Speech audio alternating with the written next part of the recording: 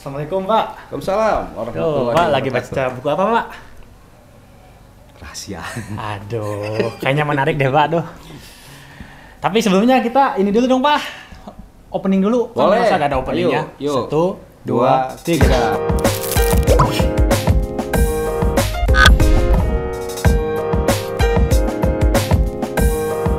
3. Assalamualaikum warahmatullahi wabarakatuh. Waalaikumsalam warahmatullahi mantap, Pak. wabarakatuh.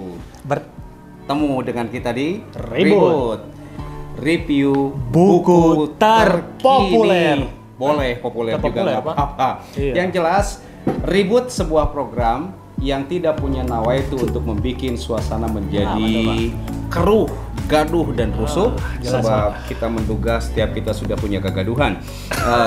Ribut adalah program yang punya orientasi untuk merediscovery kekayaan intelektual yang ditulis dengan tinta emas oleh lentik jemari para penulis dalam ragam-ragam buku yang fantastis. Karena Ribut adalah review buku terpopuler. Karena Ribut adalah review buku terkece. Kece. Karena Ribut adalah review buku Badai. terbadai. Dan review buku yang yang lainnya. Oke, Ribut akan membawa Anda bertamasya di dunia karya. Ribut akan membawa Anda berjalan di dunia gagasan dan brilian.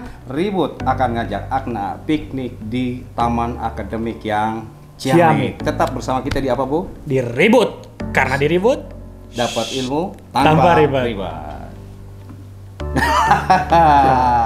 Apa yang mau kita omongin sekarang, buku apa? Yuk. Oh ya Pak, jadi gini Pak.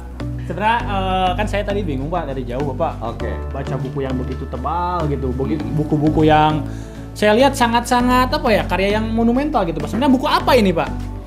Ini salah satu buku yang sangat penting saya kira untuk kita kaji. Ditulis ini nih oleh Syekh Akram Kasab. Judul aslinya adalah Al-Manhaju Ad-Da'wiyu Indal Qardawi, diterjemahkan oleh penerjemah dalam bahasa Indonesia menjadi Metode Dakwah Syekh Yusuf Al-Qardawi. Buku ini setebal ini awalnya diterbitkan di Mesir pada Pak? tahun 2008 ya di Maktabah Wahbah. Nah, tidak lama karena buku ini bestseller di Mesir, para penerbit Indonesia langsung melakukan menerjemahkan buku itu. Di antaranya diterbitkan oleh Pustaka Al-Kausar, cetakan pertamanya pada tahun 2010. Ya. Jadi saya kira buku ini sangat penting untuk kita kaji, yuk, sebab buku ini berbicara tentang manhaj atau metode dakwah salah seorang mubalik terkemuka di Indonesia hari ini. Bukan di Indonesia, di dunia. Ya, juga di Indonesia sebab banyak sekali para pengagum Syekh Yusuf Qardawi di Indonesia. Kenapa? Sebab Syekh Yusuf Qardawi menggunakan seluruh media sosial yang dia punya untuk berdakwah. Ya. Jadi dia dakwahnya tidak konvensional, tapi dakwahnya memang udah masuk ke ranah digital ya Pak ya. Digital. Oh, ini Pak, kalau misalkan buku terjemahan itu kan problemnya itu ada di ini Pak ya, kayak cara strukturnya ya. Oke. Problem di nerjemahin buku itu, kalau buku itu buku sastra lalu diterjemahkan bukan oleh sastrawan, itu biasanya ada masalah. Ya, itu Pak. Ya. Buku filsafat diterjemahkan bukan oleh orang yang kenal filsafat, itu biasanya ada masalah. Yes, Pak. Ya. Tapi buku ini adalah buku teks dasar. Teks dasar. Jadi bukan buku sastra, buku biasa. Hingga yang saya menduga yang menerjemahkan buku ini juga orang yang ahli ya, Muhyiddin Masrido LC. Ini LC, latar belakangnya LC. Satu ngerti bahasa Arab pasti dia itu. Dan ketika saya baca, ini lumayan enak ketika dibaca ya. Sebab yang jadi masalah tuh gini, yuk, kalau bukunya sastra diterjemahkan oleh bukan sastrawan, itu menjadi nggak enak. Seperti buku apa Al-Barjanji, banyak yang diterjemahkan kan Barjanji itu sastra, tapi diterjemahkan oleh orang yang nggak kenal sastra, nggak enak. Itu. Tapi kalau ini insya Allah aman. Enak, aman. Jadi Pak, saya juga habis banyak karena enak. Karena enak. Kalau dikit berarti nggak enak. Oh, habis banyak saya juga. Habis banyak, aman Pak. Nah, gini Pak, kan saya lihat buku ini cukup tebal gitu Pak. Kayaknya buku ini mengandung substansi yang sangat penting gitu. Nah, kehadiran buku ini tuh, urgensi buku ini tuh pentingnya buat siapa gitu Pak? Oke, setiap buku saya kira membawa manfaat untuk banyak hal, untuk banyak profesi. Untuk para pencinta ilmu, kehadiran buku itu pasti bermanfaat. Iya. Buku tentang kedokteran, meskipun saya bukan spesialis tentang di dunia itu, Iya, Pak. ketika saya baca ternyata banyak manfaatnya. Jadi bagi para pencinta ilmu, buku apapun yang ada di hadapan kita itu pasti memiliki manfaat. Oh, iya, Pak. Nah, tetapi secara spesifik, buku Metode Dakwah Yusuf Al-Qaradawi ini pertama bermanfaat dan harus dibaca oleh para praktisi dakwah. Oh. Siapa para praktisi itu? Misalnya para mubalik, para khotib, misalnya para dai, gitu, para motivator di dunia Islam. Pokoknya para praktisi dakwah itu sangat penting untuk mengkaji ini. Tentu pada praktisi ini bukan hanya sekedar mereka yang di depan panggung, yang on-prem, Di yang di belakang. belakang panggung sekalipun. Oh, Ini benar, penting karena prinsip-prinsip dakwah ini kan bisa dikuasai oleh semua pihak. Satu, itu praktisi. Yang kedua, buku ini sangat penting juga dimiliki oleh akademisi. Siapa akademisi? Karena buku ini bicara metode dakwah, tentu akademisi di Fakultas Dakwah dan Komunikasi Itu- di seluruh STAIN, IAIN, dan UIN yang ada di Indonesia ini wajib menurut saya untuk menguasai buku ini. Mahasiswa-mahasiswa Fakultas Dakwah lintas jurusan, terkhusus mahasiswa jurusan Komunikasi dan Penyiaran Islam harus beres baca buku ini. Ini begitu penting buku ini untuk dikaji. Pondasi yang sangat utama gitu ya, Pak ya, Oke. bagi Di sini ada mahasiswa. pondasi, ada prinsip dasar tentang dakwah yang luar biasa. Oh, gitu ya, Pak. Ya. Sangat luar biasa sekali ya, Sobat Tribut, buku yang sedang dibaca oleh Bapak Ang ini. Jadi intinya, Pak, karena buku ini dalamnya sangat menarik gitu ya, Pak ya. Bahkan pembahasannya juga sangat relevan gitu dengan fenomena dakwah kekinian. Saya jadi tertarik gitu, Pak, sama penulisnya. Oke. Jadi siapa tuh, Pak, Yusuf Qaradawi itu? Kalau Yusuf Qaradawi bukan penulis ya. Oh, bukan, Tapi Pak. orang yang diteliti oleh penulis. Oh, jadi ini tuh bukan Oke. yang ditulis sama Bukan yang ditulis langsung oleh Yusuf Qaradawi, tapi Syekh Akram Kasab nulis tentang perjalanan dakwah Yusuf Oh, Qaradawi. ya. Jadi kita bisa melihatnya sangat objektif karena ditulis bukan oleh Yusuf Qaradawi, tapi Oh, iya. orang yang di luarnya. Nah, pertanyaan tadi menarik. Apakah kita anak milenial hari ini bisa berkenalan dengan Yusuf Qaradawi? Dalam buku ini tentu saya sangat enjoy baca buku ini dan begitu kenal dengan Yusuf Qaradawi karena sang penulis pada buku ini memperkenalkan kita tentang siapa Yusuf Qaradawi itu. Dari mulai kehidupannya masa kecil, kemudian kehidupan dia di sekolahnya, kehidupan beliau ketika aktif di ragam organisasi termasuk di Ikhwanul Muslimin.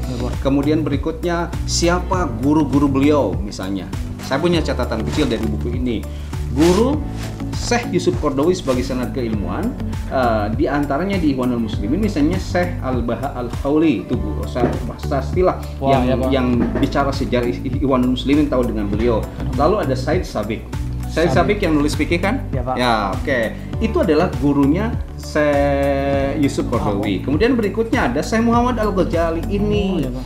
Bukan Al-Ghazali yang filosof, tapi Syekh Muhammad Al-Ghazali di Ikhwanul Muslimin yang nulis tentang dakwah juga. Insya Allah nanti bukunya kita review. Oh, kita review lagi, Pak ya. Dikaji, diteliti oleh Profesor Ilmu Dakwah di Fakultas Dakwah UIN Sunan Gunung Bandung, Prof. Dindin, Ya. nulis tentang dakwah moderat Syekh Ya, ya. Al-Ghazali dan bukunya sudah jadi. Sudah jadi. Ternyata Syekh Al-Ghazali itu adalah guru dari Yusuf Qaradawi. Wah. Ketika Syekh Al-Ghazali bicara dakwah yang moderat, pasti ini ngasih trickle down efek rembesan pada siapa? Ya. Syekh Yusuf Al-Qaradawi itu. Sanad Kemudian, keilmuannya nyambung ya, Pak ya. sanad keilmuannya nyambung. Jadi jangan khawatir ketika baca buku ini kita akan tersambung dengan sejumlah tokoh-tokoh yang terkemuka di dunia ini. Kemudian saya juga punya catatan kecil misalnya tokoh yang dikagumi. Siapa tokoh yang dikagumi oleh Yusuf Qaradawi? Satu, Imam Ibnu Hazm. Imam Luar Ibnu biasa Hazm. seorang filosof juga dan ahli yang lainnya. Ibnu Rus. Wah, itu Pak saya paling suka Pak Ibnu Rus, Pak. Filosof ya. Ya, Siapa Ibnu Rus yang membantai Al-Ghazali Ya, Ketika tahafut. Al-Ghazali bilang tahafut Betul, al-falasifah, ya. jadi kerancuan para filosof. Dan kerancuan di atas kerancuan. Nah, Ibnu Rus nulis lagi tahafut, Tahafut. kerancuan di atas Kerancuan. kerancuan. Kemudian berikutnya adalah Muhammad Rashid Ridho, itu tokoh yang dikaguminya, Sayyid Qutb dan Sayyid Abdul Qutb. Ala Al-Mududi.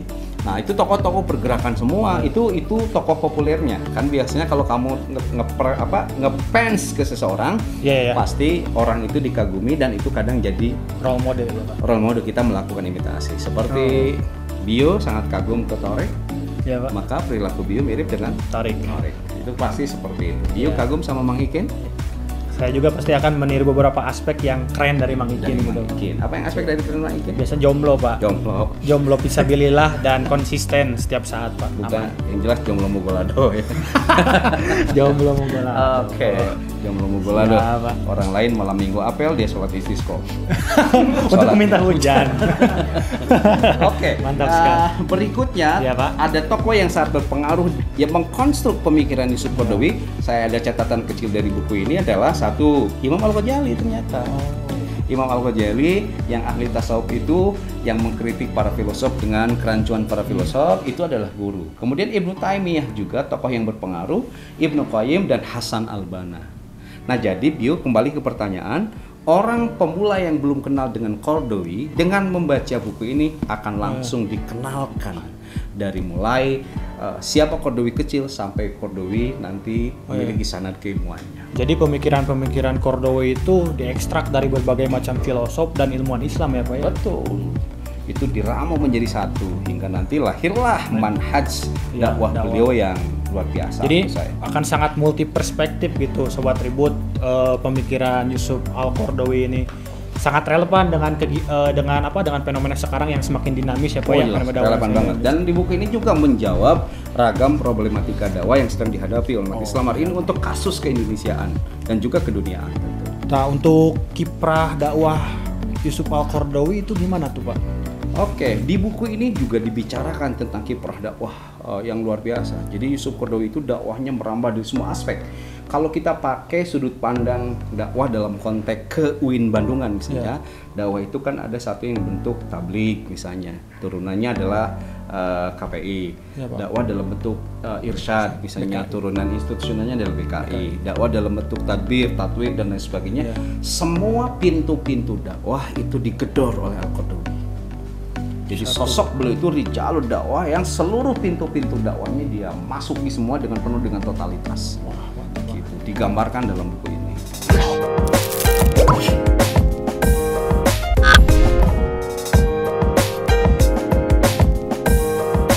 Nah Pak, jadi gini Pak, untuk kiprah dakwah Yusuf Al-Qaradawi itu gimana tuh Pak?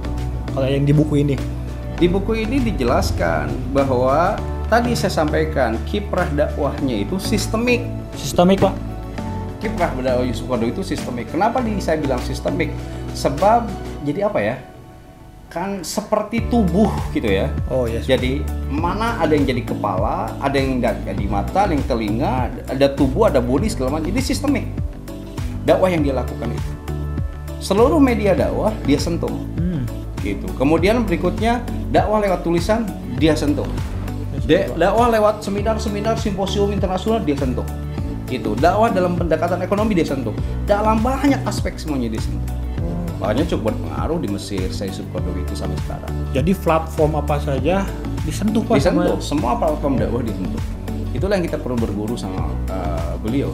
Kalau kita dakwah hari ini konvensional, saya dakwah hanya khutbah saja di atas mimbar, barusan khutbah Jumat. Misalnya saya khutbah di pamung tablik akbar saja. Yusuf Qaradawi semuanya disentuh. Sampai di dunia teater. Dia sangat adaptif gitu ya Pak ya, Ya, dengan adaptif kultur dengan yang sedang berkembang, kultur yang teknologi yang sedang berkembang. berkembang. Oh, seperti itu ya. Terus Pak, gimana nih? Bagaimana karakteristik umum dari mazhab dakwah Qaradawi itu Pak? Oke, bahasanya bukan mazhab tapi manhaj. Manhaj. Oke. Manhaj. Maaf Pak, manhaj. Itu Mazhab. metode. Ini di buku ini dijelaskan. Pertama, Biu.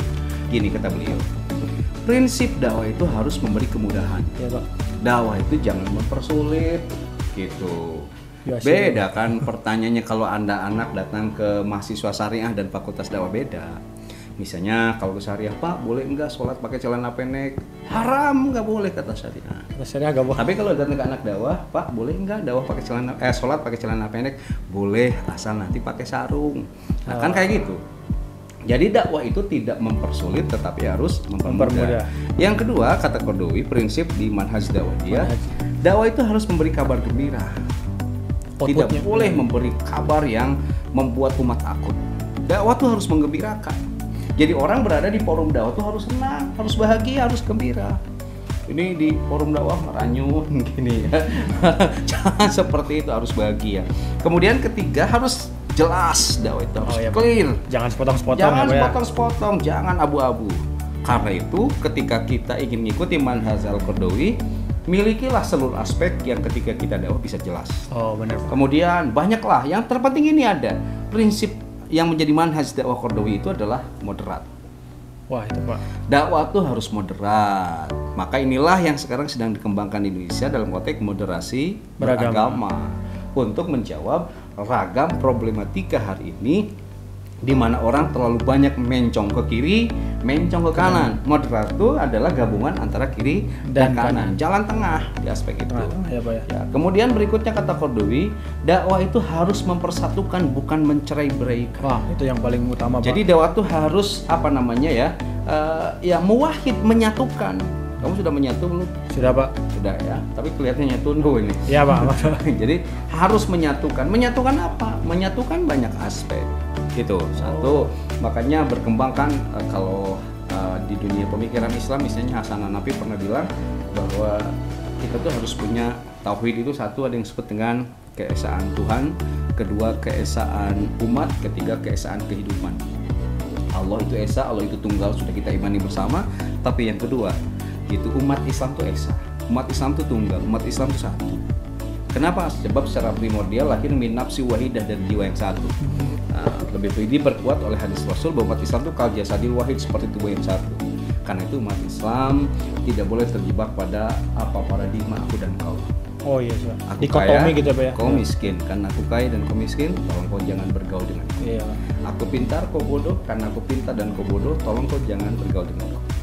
Aku pejabat, kau rakyat, karena aku pejabat dan kau rakyat, maka tolong kau jangan bergaul dengan aku. Nah, kalau umat Islam terjebak pada pola hidup aku dan kau seperti itu, maka potensi yang ada bukan potensi integrasi sejati, tapi yang bisa sila asah, sila asih, silih asuh, Asuh. tetapi sebaliknya yang muncul adalah potensi konflik. Umat Islam yang kaya akan menjadi musuh umat Islam yang miskin, umat Islam yang pintar akan menjadi musuh umat Islam yang bodoh, umat Islam yang kaya, yang menjadi pejabat akan menjadi musuh bagi umat Islam menjadi rakyat, partai Islam yang satu menjadi musuh bagi partai Islam yang lain. Umat Islam itu satu. Maka pada aspek ini dakwah itu kata Qaradawi harus menyatukan semua yang berbeda.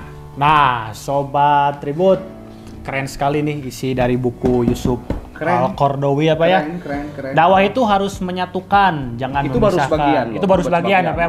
Masih banyak materi-materi yang menarik gitu di dalam buku ini. Intinya dakwah itu harus menyatukan, dakwah itu outputnya harus kebahagiaan Pak ya. Harus bahagia. Dakwah itu harus membawa kesenangan gitu ya Pak ya. Senang, tapi bukan dalam artian senang di sini tuh bukan yang sifatnya hedon gitu ya Pak ya. Lebih ke bahagia gitu. Nah, oke. Untuk selanjutnya Pak, pendapat Bapak nih tentang Yusuf Al-Qaradawi dan buku ini gimana? Pendapat saya tentang Yusuf Al-Qaradawi, Yusuf Qaradawi adalah role model. Ya, Yusuf Qaradawi adalah uswah dan qudwah bagi kita dalam berdakwah. Ya, kita bisa ngikuti jejak dan jalan dia dalam berdakwah. Dia berdakwah tuntas, dia berdakwah sangat sistemik, dia berdakwah total gitu, dan dia berdakwah menyentuh semua platform media yang berkembang hari ini. Itu jadi tentang Yusuf Qaradawi. Tentang buku ini, sekali lagi untuk mahasiswa saya di Fakultas Dakwah, buku ini wajib dimiliki. Apapun caranya ya, beli, nganyuk, pinjam, motokopi, lebih mahal motokopi ya. Dan tapi saya menduga e-booknya sudah banyak. Dan e-booknya dalam bentuk bahasa aslinya dalam lughah al-Arabiyah sudah banyak tersedia. Tapi kan harus diterjemahin dulu ya Pak ya.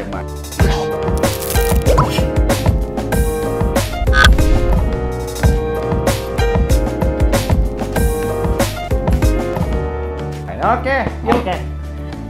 Ribut kita kali ini saya kira kita sudah bisa dapat sesuatu yang berharga dari buku. Ya, saya juga sangat tertarik Pak untuk membaca buku ini.